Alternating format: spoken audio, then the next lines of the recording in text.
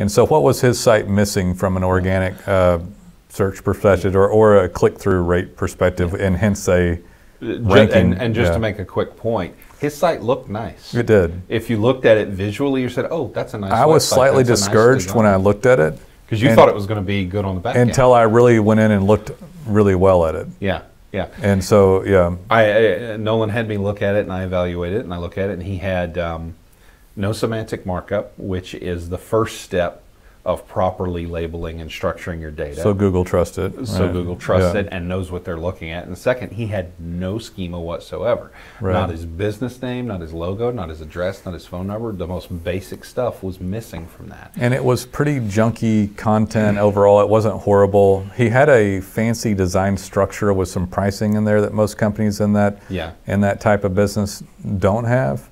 But what was interesting about it is that this particular company was in a broad range but specialized in a niche. Hey there guys, it's Nolan and Jason here, and we're going to talk about how to improve your click-through rates for your small business website.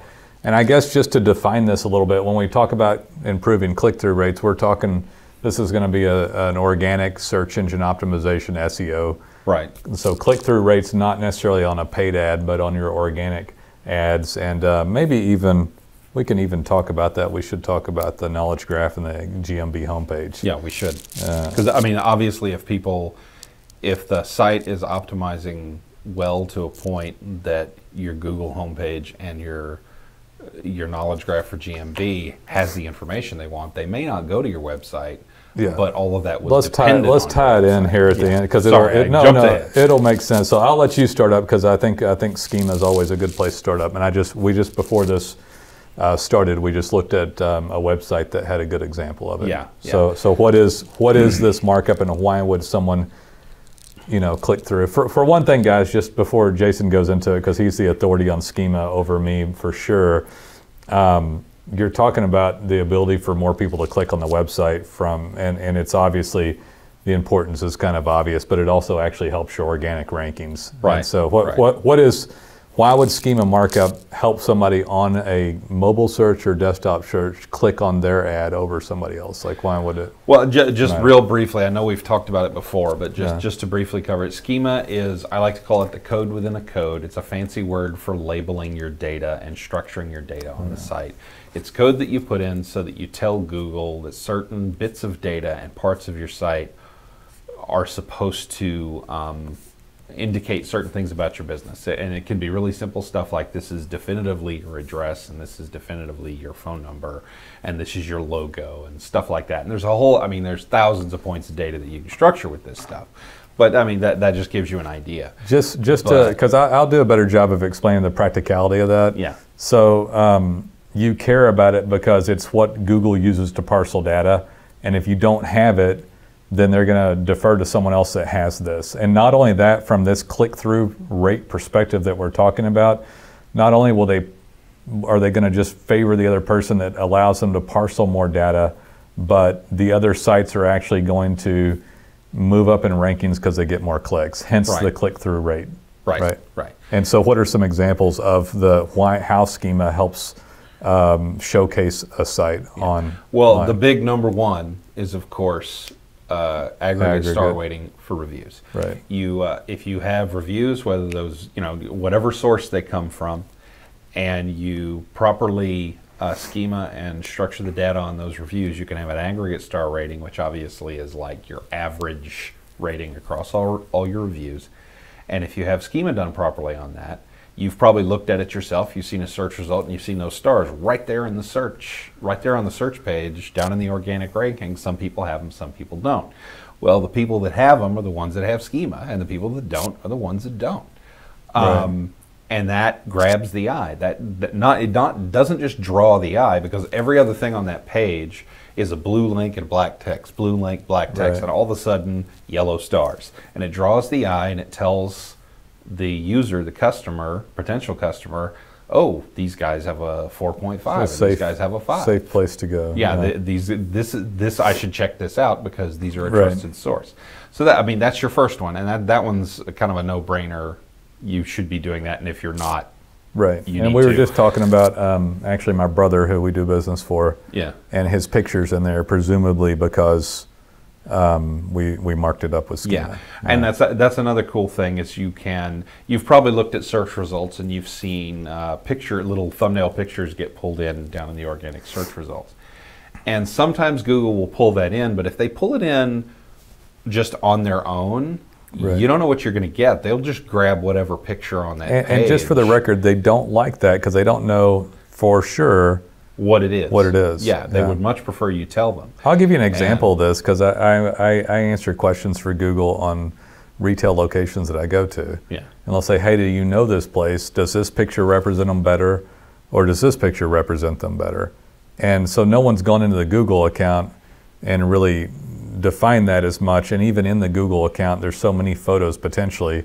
They want an unbiased opinion about what's the better picture. Yeah, exactly. And they're not marked up in like a schema language on that GMB Google My Business account. So they're asking for clarity so they can trust it better. Right. Yeah. On your website, you can use schema to say, this is my business logo. And this is an image of my business. You can actually, within your local business schemas, there's two schema points. One's logo, one's image. Right. And the image is supposed to be like your storefront, if you've got one, or your office. And the other one's your logo. And they'll show those things. Yeah, they'll show way more photos if you actually mark all the stuff up properly. I'd like to kind of dive off. You remember you just did a site evaluation before we walked in here? Right. So somebody, and this is an interesting thing because and we're happy to have a client like this, but it's an interesting point to pick up. We got a call from a guy that said, I want pay-per-click services only, which we do AdWords management. We're a Google AdWords partner. So I said, fine, would you like to talk about doing search engine optimization and work on your website? He said, no, I want this only. And so at the time, I didn't look it up.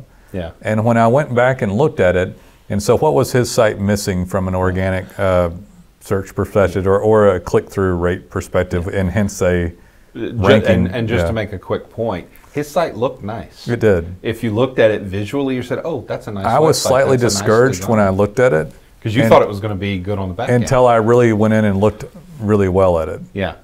And so, Nolan had me look at it, and I evaluated it, and I looked at it, and he had no semantic markup, which is the first step of properly labeling and structuring your data. So Google trusts it. So Google trusts it and knows what they're looking at. And second, he had no schema whatsoever. Right. Not his business name, not his logo, not his address, not his phone number. The most basic stuff was missing from that. And it was pretty junky content overall. It wasn't horrible. He had a fancy design structure with some pricing in there that most companies in that type of business don't have.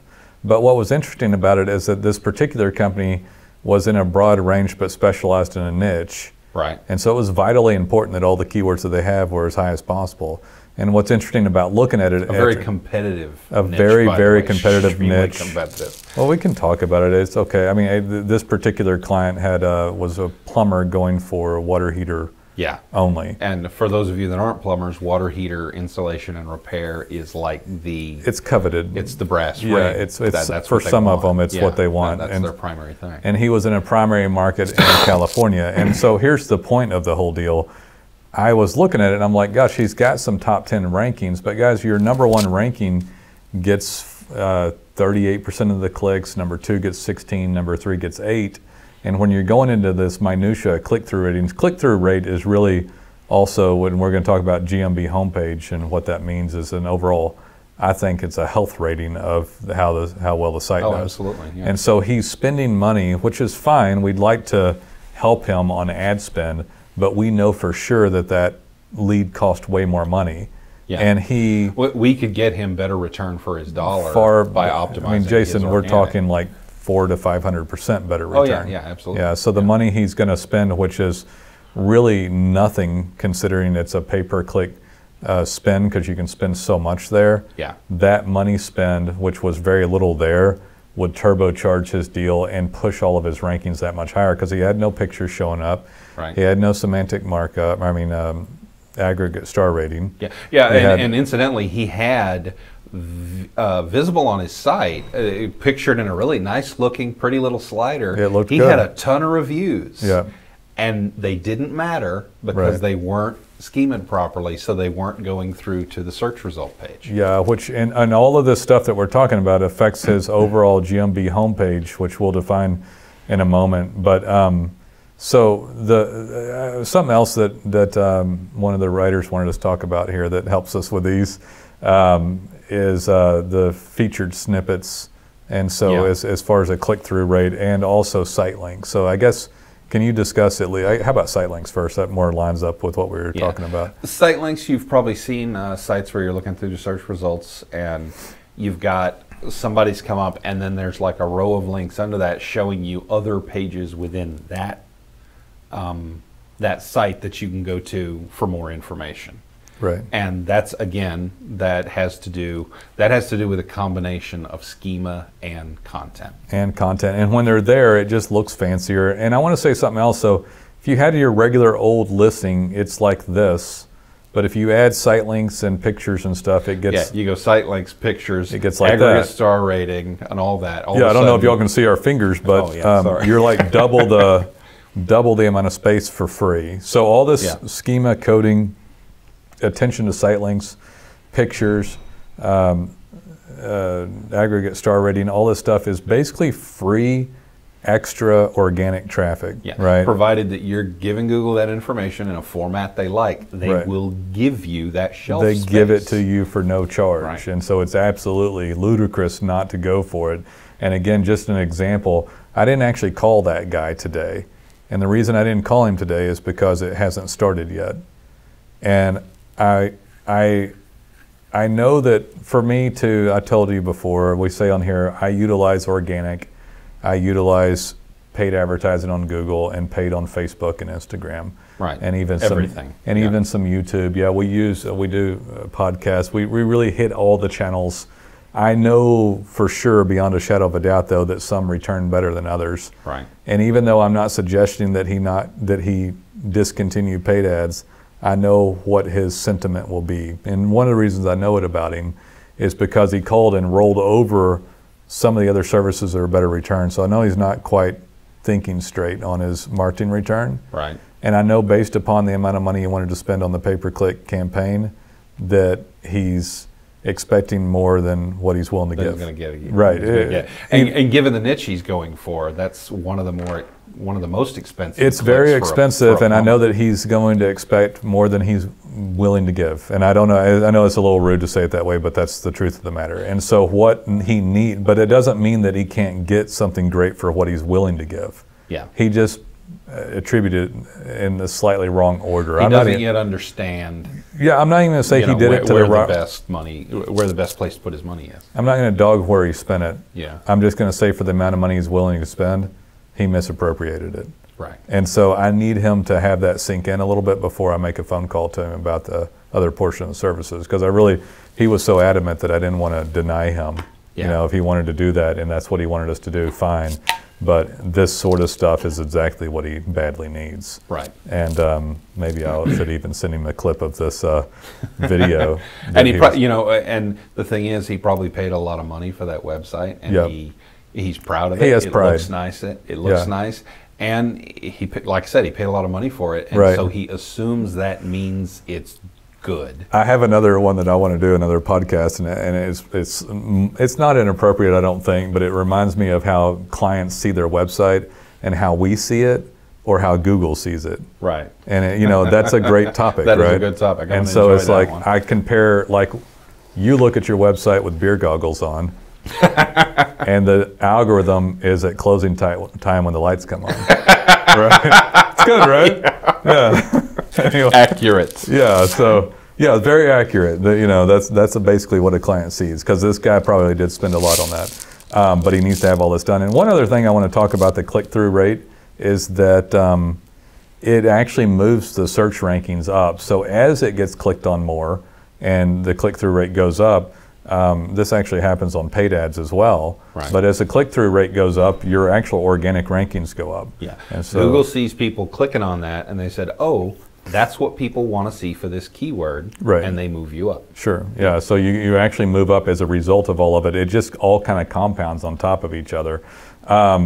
So as all this culminates into this really great information that gets pulled, then you end up having this overall better web presence. And when things are pulled up about you, even that looks better. Like Jason was talking earlier about the logo and naming this stuff. Well, some of this stuff they feel uncomfortable or don't even know what to pull if your knowledge graph pulls up. So if somebody goes in and types in your name on Google and then types in your name, and maybe depending on the name of the company, they might have to type in the city or the word reviews or the word complaints. But they're generally looking for you. And the website itself still plays like a massive integral part, but they don't necessarily go to the About Us page anymore. They trust what the entire web's saying about you. Right. And then that's called your GMB or Google My Business homepage, is that screen that pops up when somebody types in your name and your city.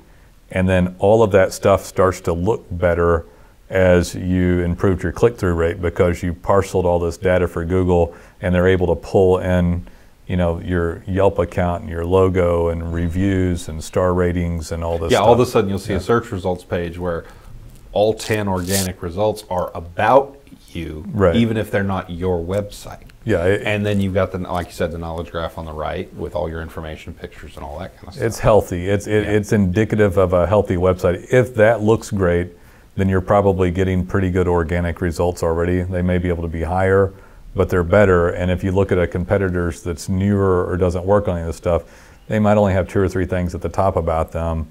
They might even have some bad reviews on a certain one. I get clients calling me and they'll say, oh, well, I've got bad reviews on this platform, but they're great on this platform, you know.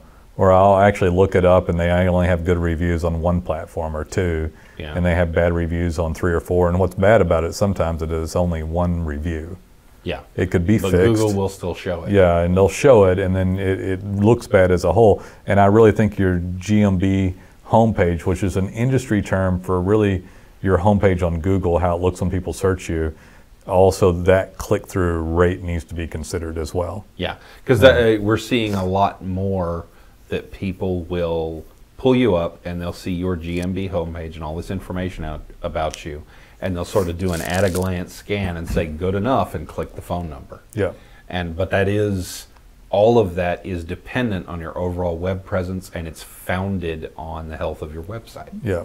And just for the record, guys, everybody acts like this is too hard to do. We do this for a living, and this is all optimizable things that a professional digital marketing agency like us does for you. Right. Right. So it's not easy, but it's easy, right? Right. You just got to call us and have us do it. It's easy for us. It's hard for you. It's stuff that we do. There's some things you can do better, but tons of stuff you need us for in order to get all these little details done so that all your click-through rates and everything else sinks in well. This is a testament to high-end code-based quality work, tons of details, and then Google being able to read it and see these signals around the web.